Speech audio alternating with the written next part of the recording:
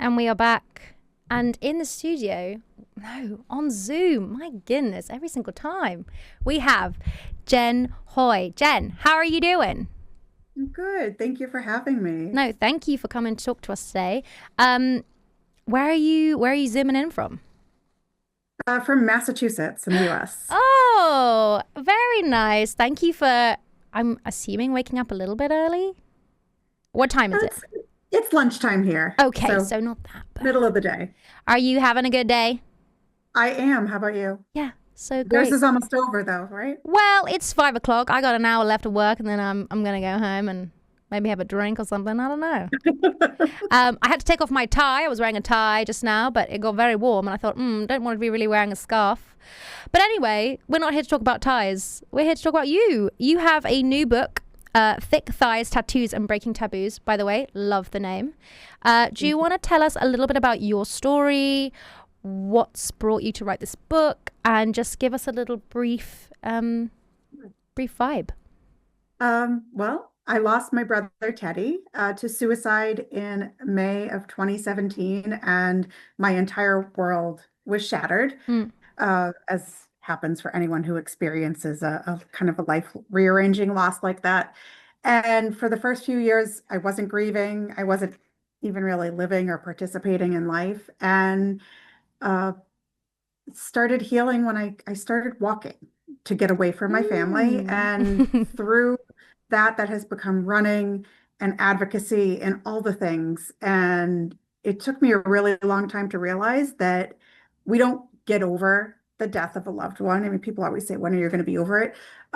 Never. We just learn to carry it differently. And the Mm. life that I am living now and the time after, um, is beautiful, and it exists even in the presence of grief. And this book is the book that I wish someone had given me early on in my grief journey, Mm. because there's so many expectations or assumptions that I had that were just completely wrong. Mm.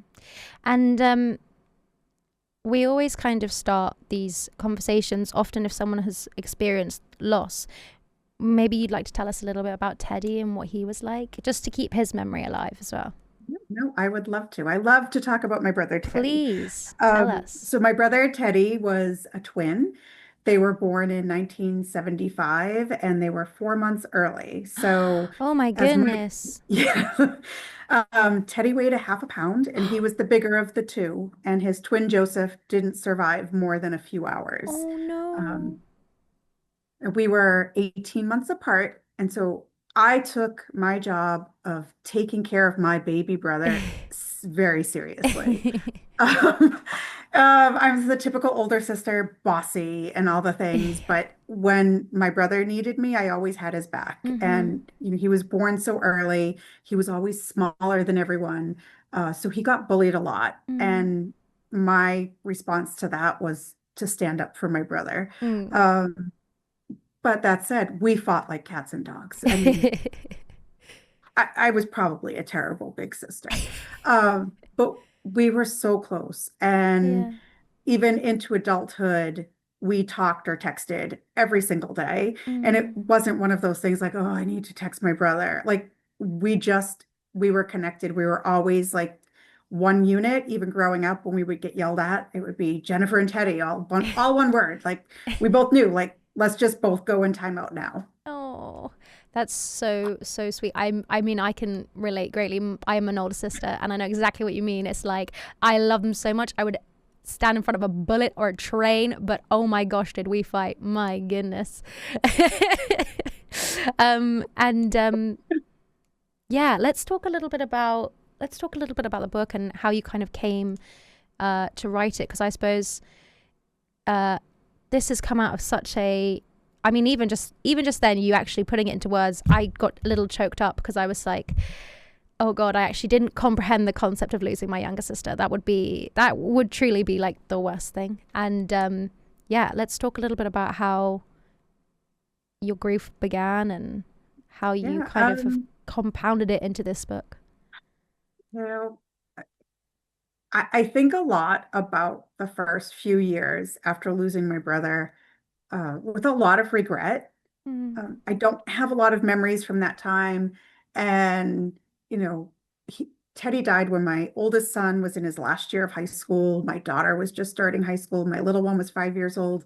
And I think I don't have a lot of memories. And that makes me sad, because that means I probably wasn't being the best mom to my kids either. Mm. Um, I was just angry all the time, so angry. Mm. Um, Mainly at Teddy for leaving. Like, Mm. you were supposed to be here. Your sibling is supposed to be your longest relationship in your lifetime. Yeah. And people don't think about that. And yet it's one of the only losses that you often feel like you have to qualify. Like, people will say, were you close? It doesn't matter. It's my sibling. Yeah. And we were two halves of one whole. And as much as I hated including him in everything when I was little, like, all of my best memories are involve my brother. For sure. Um, I remember those first years, I was so, so angry. And one of the ways I have always coped with things is through writing. Mm. We grew up in a traditional Italian American uh, family. We're Mm. Sicilian, um, where you were heard if you were the loudest. And I did not have the loudest voice. And as a girl, as a Mm. grandchild, I really didn't have a voice, but Mm. I could write and I loved to write. So when I started really processing my grief, I started writing and sharing on social media kind of where I was that day with grief. Um, and at first it felt kind of strange, like putting it out there so vulnerably. But then I would hear from people, hey, what you wrote, I needed to hear that today. Like, I never thought about it that way. Yeah. Um, and I realized that all this time that I was like angry and isolating, like, I didn't need to be, that there were other Mm. people like me and we could support one another. And that's kind of how this started. Um, I I am the type of person that when I do something, I'm all in. I Yeah. don't ever do anything halfway. So when I started walking, eventually my kids were like, "Hey, like, did you just walk 10 miles today?" And I was like, "Yeah, I guess so." Maybe. And then that became running. And when I got the invitation to apply to run the Boston Marathon Mm. for a suicide prevention charity, I thought, well, of course I'm going to apply. Like, we grew up in Boston. My brother loved the city. He loved working on Marathon Monday. Mm. I'm going to apply. It didn't occur to me that the Boston Marathon is one of the most difficult Yeah. marathons, and I hadn't run since 1990. Um, I just applied Yeah. and You were I was like, accepted as a charity runner. And oh, my family said, this is the worst idea we've ever heard. And no. now I have to do it. Um, and it's funny, Boston is a magical race in and Yeah. of itself, but growing up in the city and running my very first Boston Marathon in memory of my brother Mm. was beyond special. Yeah. And around mile 24, I thought, I don't think I can finish. I don't think I can do this. And I look in the crowd and I see a woman that I recognized from high school who I hadn't seen in 30 years. And she yells out, Jen Fusco, is that you? And I said, yeah. And she said, what are you doing here? And I said, well, I'm running the race. What does it look like I'm doing? I said, what are you doing here? And she said, well, my husband, he's behind you. And I thought, oh, Teddy, Yeah. that is all the motivation I needed. Thank you. I am not letting Filippo Mastrocola pass me the Boston Marathon. And that is literally like the only reason I finished.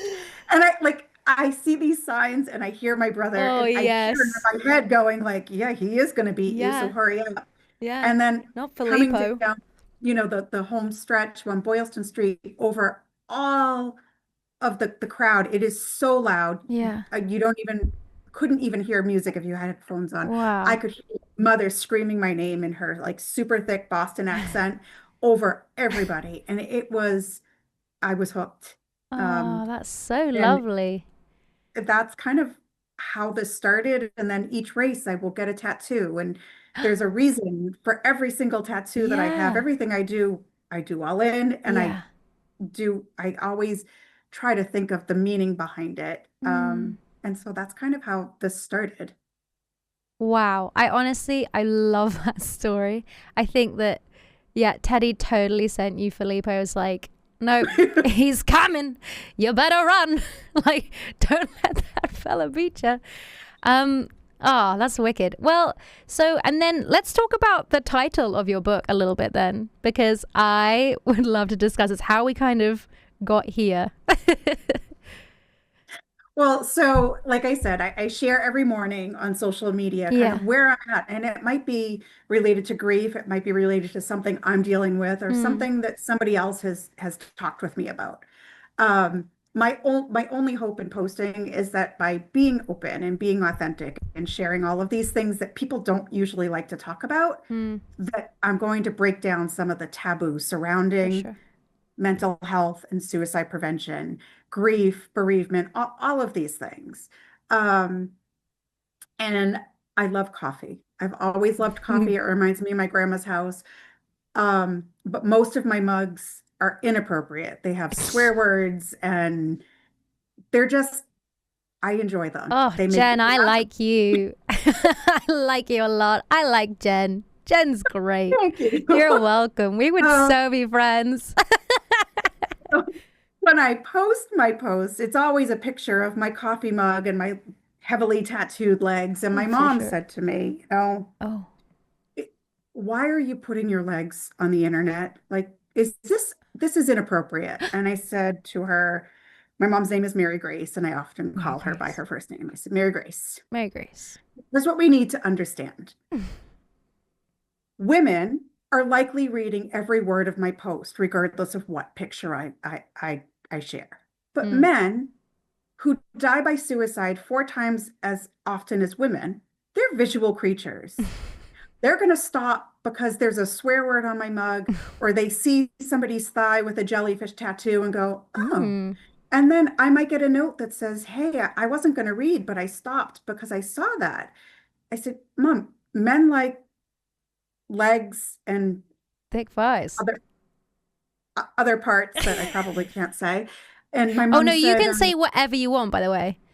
Yeah, oh, yeah. okay. No, Well, I was no. like, We can fuck butt shit. I don't mind. Wow, that was a oh, lot. I like this. Yasmin's like, but producer Yasmin's like, whoa, okay, Tash, roll it in, roll it in. So, so I said, Mary Grace, men like boobs, legs, and Yeah. butts. And I'm Uh-huh. not putting my boobs or my butt on the internet. The boys don't It's my care. legs. And she said, can you make money from that? And I was like, Oh, Mom, that's an OnlyFans, and we're not going there. But for now, like if the picture of my leg gets somebody to stop and read what I've written, and it yeah. maybe help them a little bit, Yeah. then I feel like it'll never make my brother's death worth it, Absolutely. but Yeah. it will matter. Absolutely. And I mean, oh, yeah. I mean, this is our whole shtick as well, is that at the end of the day, at the end of the day, it sucks. And we're all here just trying to make something of the situation. Mhm. So on the note of your journey, what has been your biggest lesson, or what are the lessons? You spoke a little bit about how you felt things that you didn't expect to feel completely, and everything that you kind of thought about grief was completely turned upside down and was not what you expected. What about it was like that for you? Well, I mean, like I'd always see, the stages of grief. Yes. And I was like, okay, so like what stage am I in? Like, Yeah. I'm going to go to the next one because I'm a planner and that's what I do. Yeah. And it didn't work that way. You could feel them out of order. You could feel them all at once. I mean, the stages as like a linear process is complete garbage. Like just Yeah. total garbage. Yeah. And I think people don't understand that. And I Mm. think also people think, okay, so we had the services and we had our bereavement time and now we're back at work and I can shut it off and that's how it goes. And it doesn't work that way. Mm. Um, and even as far as milestones, birthdays, anniversaries, Oh. I always think I have a plan. Mm. And half of the time, even with a plan, nothing goes according to plan. Mm. Um, and just being okay. It's okay to feel all that. And it's okay for your grief to be messy and loud, and you Mm, don't have to hide. I wish people didn't feel that they had to, I guess, hide how they were feeling yeah. to make other people comfortable. To take themselves away. Yeah, Mhm. I definitely understand that. That's a I think that's a very British thing as well. Like, oh my goodness, like it's like, oh, I'm fine. What do you mean? I'm absolutely fine. Don't even look at me. I'm all good. Um, so as well, like within the book, are there stories? Is it more about how to kind of handle your grief? What does the book give us? So in the very beginning, I say this is not a how to heal book. It's Mm-hmm. not a self-help book. It's a holy crap, grief is messy. I Mm, have no idea what I'm doing book. And it's more to make people feel less alone mm, and seen and heard. And a woman in the suicide prevention community said, "You already have a book. Why don't you just publish it?" And I said, "What are you talking about?" She I goes, have a "You have book. been posting these things every day for years, Wow. and think about how it is in terms of like themes." And so each chapter is a different theme. One is like, my brother is a pain in my ass and I don't know how to live without him. And it's a collection of letters that I've written to my brother over the years. And each chapter, I frame it with an introduction and a closing, and heavily edited because when I write on social media, I haven't had my first cup of coffee and I cannot think in straight lines. So there's often a lot of mistakes. But it covers everything from kind of dealing with that life rearranging loss and figuring out your new family dynamic, like Mm, things that you didn't think would happen. Like my whole family, we're relearning how to be a family in the absence of Teddy. And we're also relearning how to be ourselves in the absence of Teddy, mm, and how to interact with one another. It's about mental health challenges, mm. both my brother's and my own, and what I have learned through many years of therapy and learning that it's okay to ask for help, that asking for help or reaching out for help is sometimes one of the strongest and most brave things someone can do. Um, it's a lot about running. Running is a Mhm. huge piece of my mental health toolbox, Mm. but I'm also older. I didn't run in 30 years. I'm not a thin, like ideal runner. I am slow. I'm back of the pack, and I've been plagued with injuries over the years. And how do I continue to lean on activity as a piece of my mental health Mm. toolbox, even when I'm injured? And that hasn't involved learning all sorts of new tools like grounding and resilience and Yes. meditation and things that I would have completely rolled my eyes at before. Yeah. But I've found that when I'm having a really bad day and I just can't be like, well, it's the middle of the workday, I'm just going to go out for a 6 mile run. I can't do that. So what can I do in those moments? Mm. Um, it's about all of the people I've met along this amazing journey. It's about how I struggle with my own self-image as a person, with my body as a runner. Mm. Um, and it's about the people whose memory I've run in. Yeah. Oh, my goodness. It's a lot. It is no, but I really think that this is I think for me the most interesting part is the fact that you've been writing like almost a post every day of your experience in real time. And I think that's really fascinating from the aspect of someone who's I didn't do that. My mum died when I was 7, and I don't have a catalogue of a journey there. And I just think I think that's a really interesting route of exploration. Um, yeah, my goodness. But I I do think like you lost your mom when you were 7 and mm, you now survived this long. yes, I even think that some of what I'm experiencing, you would go, oh, yeah, for I've been there. sure. Because even after however many years it's been. I'm sure some Oh, days it feels like absolutely. yesterday. Oh my goodness, absolutely. And I think that, I think we're all kind of, even though everyone grieves differently, I think we're all in it together a little bit. And, the people who understand. And I think that, it's really commendable, this book. I'm definitely gonna hopefully get my hands on a copy. I was wondering, you mentioned briefly about the family dynamic and relearning how to live with each other and be with each other after grief. I wonder if you could expand a little bit more on that. I know that I have felt a similar way, and I know that for me that was one of the parts of grieving that was so surprising. I was like, wait, so our relationships are going to change as well? What does that mean?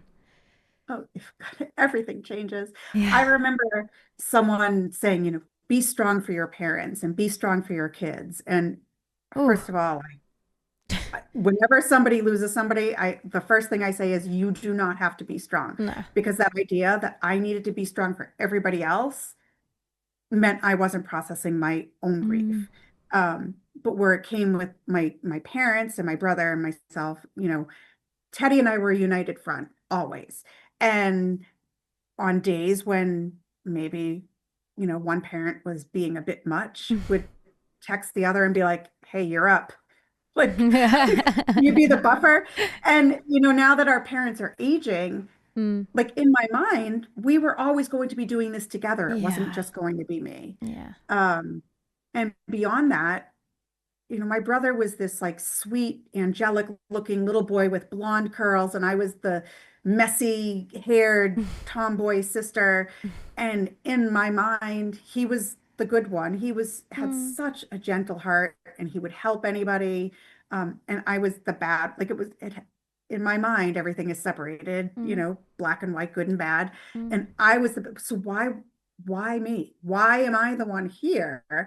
When it would have been, in my mind, easier for my parents, like to have mm. Teddy here. And logically, Oh, I Jen. get that Yeah. this is all stuff that my brain makes up to tell me Yeah. that I don't deserve to be here. But Yeah. that is a strong undercurrent in my Mm, life. And a lot of what I do, um, I approach because I think about what would Teddy do? Like, I want to live a life that honors how he lived, not yeah. focus solely on how he died.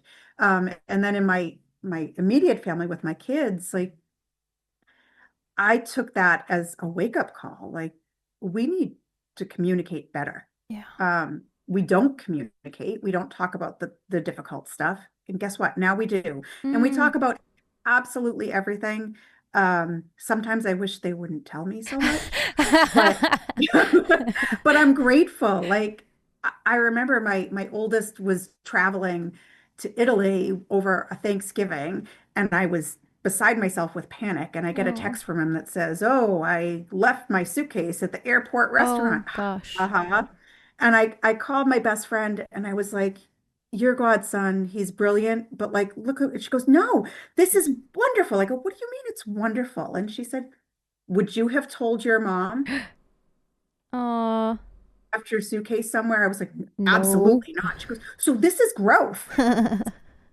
She's not wrong. And I No, she love isn't. that. And as much as I can't go back in time and fix those years that I wasn't healing and I wasn't helping them to Mm. heal, we can do better now that we know better. Yeah. Oh, it's such a good point. I think it's such a big shake-up. I think sometimes it can go either way, where you kind of have everyone leans into the negative and isolates and runs away, and or you have a scenario like this where actually something really gorgeous came out of it in a way.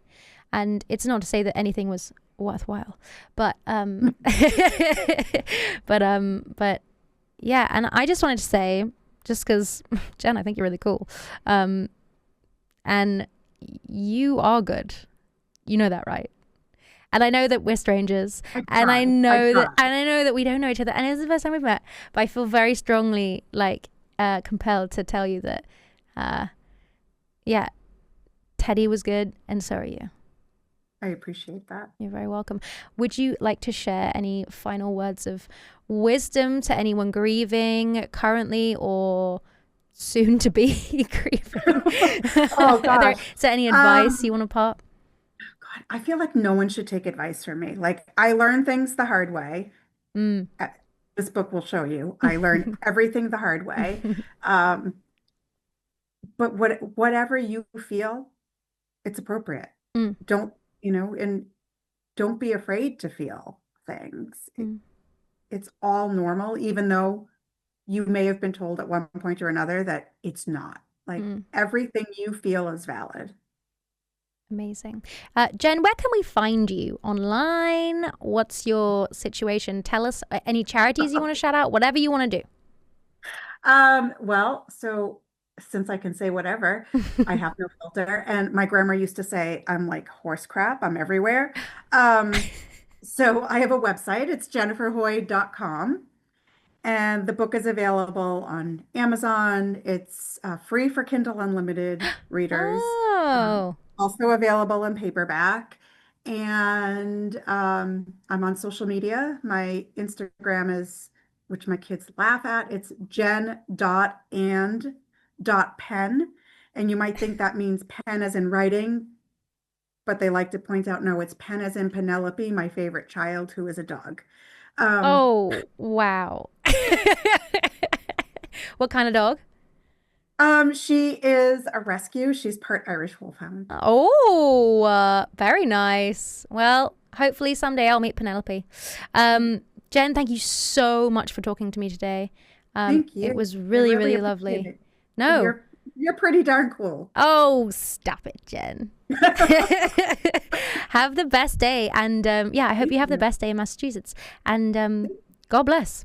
We'll be going to a break. Oh, Jen was so lovely. I really enjoyed talking to her. But now we have a new guest.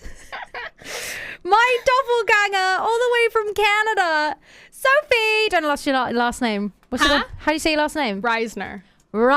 Sophie Reisner. Okay, let's tell everyone a bit about our story and why you're here today. So funny. Because this is creepy. Everyone in the office is creeped out. We'll put a thing on Facebook. We'll put a thing on Facebook because we're 250,000 years old. Sophie is my twin, and we met at a party about, I want to say like, it was in like what, May? Yeah. April? When's Eurovision? I don't know. It was around whenever Eurovision March? was. No, it wasn't in March. No. May. I think it must have been in April or May. Yeah. I don't really know. This is great content. Yeah. Anyway. Sorry. It's like fascinating stuff. We met at a party and Soph walked in through the door and both of us looked at each other and had some kind of out of body experience where we were like, am I looking in a mirror? It was freaky. So freaky. It was really freaky. She really does look like my twin or my sister. Like we definitely could be like, we are 100% related. Then we did the whole like, hold on, where are you from? How old are you? You're 25, I'm 25. Yep. When's your birthday? March 24th. Okay. Mine's December 25th. Christmas? Mine's December 17th. Okay. What's your star sign? Aries. What's your star sign? I'm a Sagittarius, so both fire signs. I get on really well with Sagittarius. Yeah, because you're an Aries. Yeah, of course. Oh, I licked the microphone. Ew, gross. Anyway, yes, and it was weird and creepy. It was and we so were weird and wearing creepy. the same outfit. We were wearing the same outfit. We have the same hair. Yeah. We're both Jewish. We're both short. Well, we're both half, short. aren't we? 'Cause Yeah. You're half. Dad's not. My dad's not Jewish either. See, both which of our is weird and mums. creepy. This is what I'm saying. I also, for those who didn't know, this is what's even creepier. I had a twin in the womb. Talking about grief. According to my parents and the doctors, I didth absorb my twin, but I'm not convinced now because over in Canada, maybe you were was being like premature. You were being, or your birth certificate is just a lie. Well, I do look a lot like my mom, and we did compare pictures of our moms, and they don't look similar at all. It's which really is weird. Really weird. Well, this is what Are you a natural blonde? No. Okay. Are you a natural? I am. Fuck you. I mean, I am a natural blonde. I'm not a brunette. Do you know what I mean? No, I mean, it looks very natural. It would come out like yours, I think. Yeah. To be fair, it's just. You think I have mousy hair? This is incredibly blonde. Sorry, now we're just talking about hair. Sorry. Crazy. But yeah. But it was weird and freaky. So weird and freaky. So weird and freaky. And everybody else was freaked out. And the first time I met the friend whose party it was that we met at, Yeah. he was like, Our best friend Cass. our best friend Cass. Yeah, He was my best like, friend Cass. you Everyone knows my look best friend. just like my friend Tash. Well, he told me, and Cass, I love you, Cass. He doesn't listen to the show. That's actually rude. I know, right? None of my friends do. No, I'm kidding. Love you. No, Cass told me, and I was like, sure. Cass likes to exaggerate That's what sometimes. I thought. I was like, I'm okay. like, yeah, whatever, Cass. Also, it's like I don't remember the last time Cass ever was like, oh yeah, I looked at a girl for a long time and made like note of her face. I was like, sure. Like you glanced at her and then you were like, that she looks like Tash.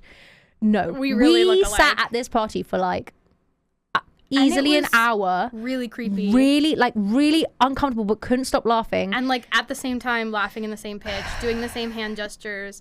Like people would come in who I didn't know anybody at this party except for Cass. Yeah. So like come in, don't know anybody, meet my twin. Oh. And your friends were like coming up to us And and being being like, like, what the fuck? Well, on Sunday you met my ex-girlfriend. Yes, who I did. was very uncomfortable and was like, why are there two of you? This is not We should have fun. done more with that. I know we could. Sorry we about could have. that. Yeah, Sophie, you. I was already like holding on. I was white knuckling it. Do you know what I mean? Like you should have been like, come on, let's fuck shit up, and I would have been like, yeah, let's do it. Yeah, sorry, I wasn't. We should have just like crept out the bathroom, and stand there, wait for her to come in. That would have been really creepy. Yeah, imagine.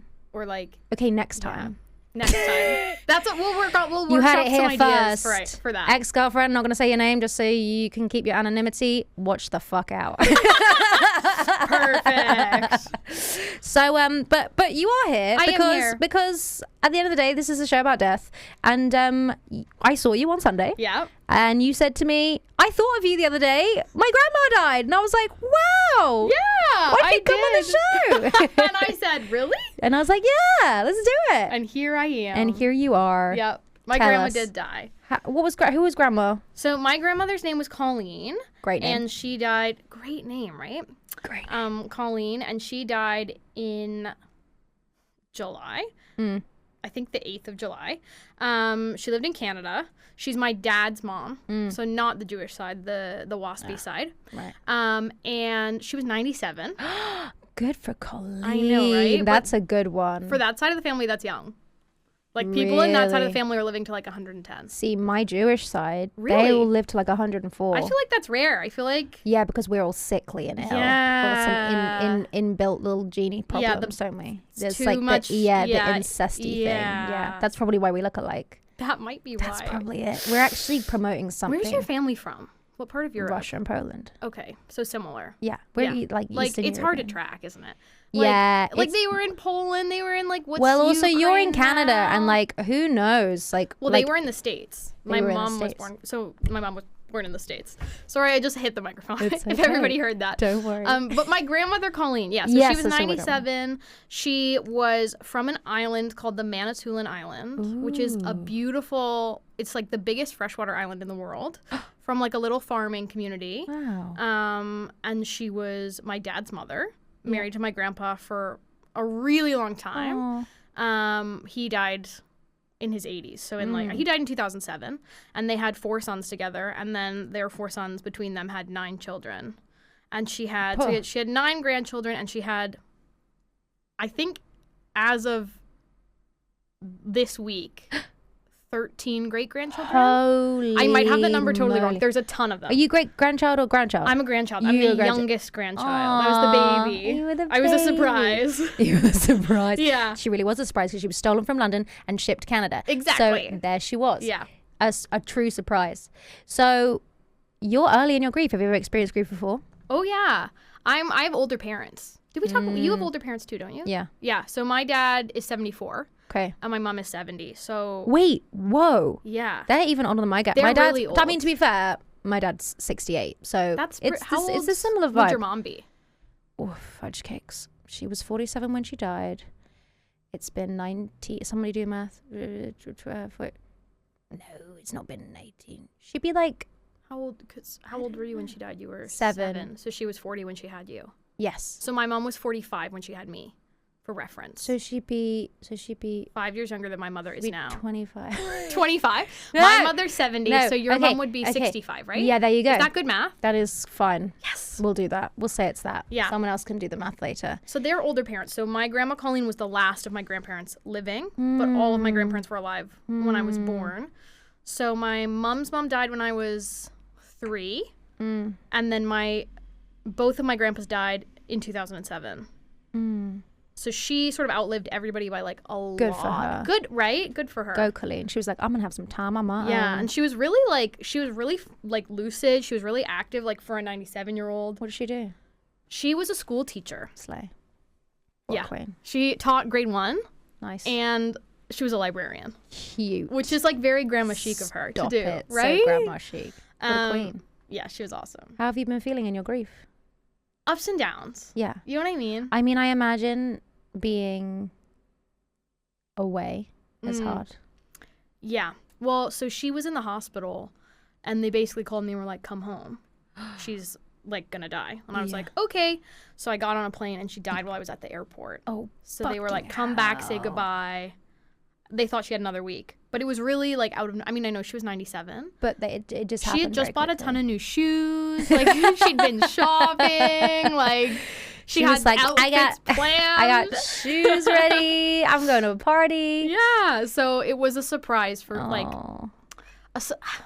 Is it? I get you. Know you. Like she was 97, but like. Well, it's not like she had some like disease where she was like dying for 6 months. Yeah. She died of an intestinal blockage. Oh. Which I didn't know you could die from. But you can if you're 97. Okay, well, yeah. They are like paper thin at that point. Yeah. Everyone's like kind of falling apart a little bit. Yeah, but she was really like fine. Like she was really with it. She was pretty active. Like she was in good shape, which I think is the way to do it, to be honest. I wouldn't want to be like, I'd rather be like that and then go suddenly, I think. Yeah, 100%. I don't know if that's... Oh, yeah. Yeah. I mean, I would as well. I don't want to be dying for like 6 months. Yeah. That would be gross. I want to buy a whole bunch of shoes and then die. Right? That would be great. But she didn't get to wear the shoes. Well, that's really annoying, but at least you had, at least you kind of had the joy of buying. Well, they still had the receipts, so they returned No, them. You're kidding. Yeah, because my aunt took her shopping and she returned all the shoes. She was like, well, I'm going to get my money back. It's ridiculous. She was like, come on, Colleen, I'll take you shopping. And then she was like, I like helped go through her stuff and they were like, can you get the shoes? Get the shoes. And there was some other new clothing and people were like, can you just give that to me? And I'll return it. Just on the side. We don't want it to be too like people knew, but it was just like, let's not like talk about it too much. But like I do want to get my $100 back. Yeah, that is fair. That's a lot of shoes. Well, Canadian money, so Canadian it's like money, nothing. So it's not. It's like one pair of shoes. One pair of shoes. So when you're saying shoes, she bought more than $100 worth of shoes. Whoa. I think she bought like 2 or 3 pairs of shoes. Colleen. Yeah, she was ready to go. Well, she was gonna. So my cousin's getting married in the fall, so she was like buying outfits for his wedding. Oh. So we all thought she was like totally gonna. I mean, I thought she was gonna be 100. So it was. Yeah, it's weird. Yeah. How do you feel having older parents? Sad. Yeah. Especially my grandma dying. When it kind of like is very in the forefront. I don't know how you feel about it, but like we were at the graveyard and they were like putting her casket in the ground. And like I looked at my dad and his brothers and it was like, these are the oldest people now. Mm-hmm. And they're really old. Like I looked at my dad and I was like, that's an elderly person. Like it was weird. Yeah. My so I have like an honorary granddad called Ray. Everyone knows Ray. We're going to talk about Ray, guys. And he's 82. And he's only been like my honorary granddad, I'd say, for like the last 6 years. He was, so I live where my granddad lived, and he's like my granddad's best friend. Aww. And then Ray's wife died like a few years ago. She was kind of like granny. That was really hard. But Ray is 82. And Ray is like probably my best friend. I see him like twice a week. 82's young. Yeah, for sure. But then there was like this moment where I was like, fuck, I like made this relationship with this person that I now really care about. Yeah. And he's not got long. I was like, does Ray listen to this? No, he actually, I don't think he likes it. I think this is a bit much for him. Okay. Like he can deal with it. I think like the thing is, he's actually really liberal in a way. Yeah. He like goes to Grief Cafe and he goes to see the therapist and stuff like that. Like he's happy to talk about it, and he tells me that he's had a bad day, and I'm like, thank you for letting me know. That's very good of you. He's like, I'm just feeling very sad today. But I think the concept of me like sitting here and talking about death and like also sex and love and boys and like and saying the word fuck a lot. He doesn't even like it when I say the word fuck. So yeah, not a big fan. But yeah, it's a really interesting thing when you have older, the generational. Because I mean, your dad's 68, so that's Oh like. God, yeah, and my dad's just been really unwell. Has he? Yeah, my dad's so just had the big C. But he's okay, which is great. But I was like, I literally said to my dad, I was like, excuse me, yeah, please, can you not die right now? It'd be really, really inconvenient for me. Yeah. And he was like, he laughed. So that's good. good. But my sister did not find it funny. I was like, I'm being serious. It would be right now. It'd be really, really bad time for me. Could you just like give it a bit? Yeah. That sucks. Yeah. Maybe wait for Mum's anniversary. Just hold on a little. You know, touch wood. Anyway. But yeah. So that's brutal, grief is new for you. Yeah, I think grief as an adult is new for me. Like, I remember my grandma dying when I was 3. Because we were at Shakespeare, me and my mother were at Shakespeare in the Park. We got home. She got a phone call, and we were meant to be going to a party, like a work party for her. And so she, like, sat me down, and she was like, my mom, like, Mummy's mommy has died. And I was like, cool. That sucks. The party's really soon, though. That's the same as me. Like, my mom died on the Saturday, and on the Sunday I went to a birthday party and went to see Ratatouille at the cinema, and I was like, I'm still going. Like, well, you're a kid. Yeah. I was like, I don't care. I picked out my outfit, and then I had a tantrum. And like my poor mother, I was like, you suck. I want to go to this party. Well, we have like not very long left, but I was thinking, as a thought, as I'm sitting here, you're new to grief. Yeah. I'm thinking I tell you some things that I think would be helpful. Sure. And then we can get like a Sophie update, like through the next couple of weeks. Okay. And you can tell us how it's all going. And you can tell us like, oh yeah, I cried today. Okay, perfect. Okay, so first of all, feel your feelings, always. Yeah. No one grieves the same. I think that's a pretty standard one. What else do we like to say? Oh, keep their memory alive. Tell everyone about Colleen. Colleen sounds like an absolute G. Yeah. It's weird though, because I feel like people don't, and I guess this is why you have the podcast, because like people don't want to talk about it. Yeah, well, this is your mission, your new mission as a Death of Funny Business side character. Perfect. Is to spread the good word. Okay, great. Tell everyone about Colleen. But yeah. How are you? Are you excited for grief? No. Is anyone excited? I don't know, man. Like, I'm not excited, but I don't know. I guess excited is the wrong word. Excited. Anticipatory. I feel like I am in it already. It was weird being in Canada and then coming back, because like I kind of felt like I dealt with it. I was like, I'm good, and then we touched down in the UK, and I was was walking through the airport like just like sobbing. It was so weird because I was like, oh, it's real now, because I'm back to real life. Do you know what I mean? I do. And like nobody here knows her. Like when I was there, I was with my family. It's like I guess as well, like being away, you've kind of got two separate situations, like 100%. I'm like, I have to go back to work. And I was like, I kind of just want to like not do that. What do you do for work? So many things. I'm a nanny. Right. I work at a pottery painting cafe. I fucking like that's my dream job. Come. No, I'm not even fucking kidding. Tabby, look, I've got 30 seconds left and we have to wrap up. Listen, Tabby, she's my twin. She's my freaking twin. My sister knows I fucking love pottery painting. And on that bombshell, we are going to have to wrap up. But Sophie, it was so fun talking to you today. Thank you so much to Jen. I was thinking about how joyful Jen is. Thank you so much to Jen. And Sophie's going to keep us in the loop about her grief. And you're going to come on again. I would love to come on again. I want it to be a constant thing. We love you. Bye.